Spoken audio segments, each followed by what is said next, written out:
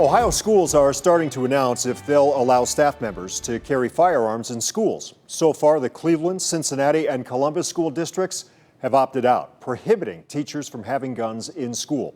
Some rural districts have already said they will arm staff.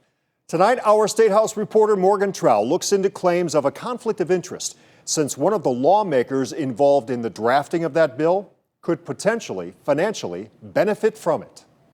Senator Frank Hoagland's vision. Ohio schools could start arming any staff member as soon as mid-fall, but the training requirement has raised concerns about the involvement of a specific senator, who critics say may have had something to gain from the bill that he wrote. The training includes mitigation techniques.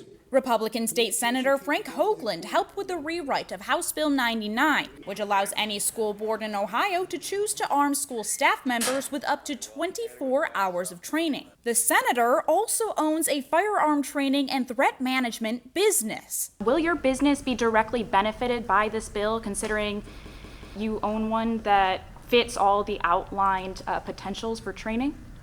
Absolutely not.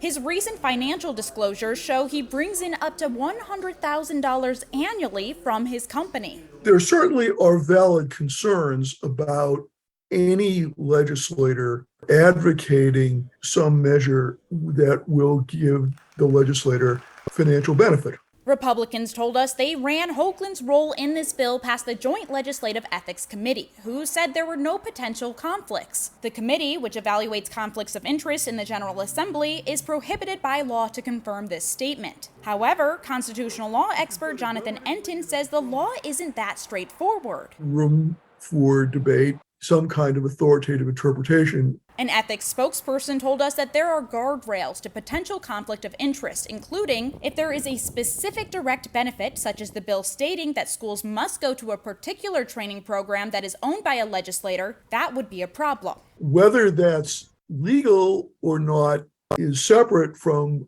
whether the optics are good. So as of right now, Enton says there may not be a legal issue, but he and the ethics committee state that there could be an issue down the line, since Ohio law prohibits public officials from using their influence to secure public contracts. Hoagland's business explicitly states on its website that it helps schools manage active shooter threats, including firearm training. But when we asked him, he denied it. No, my business is not providing training to school businesses or schools. When pressed about money the senator could receive from this program, he dismissed the question.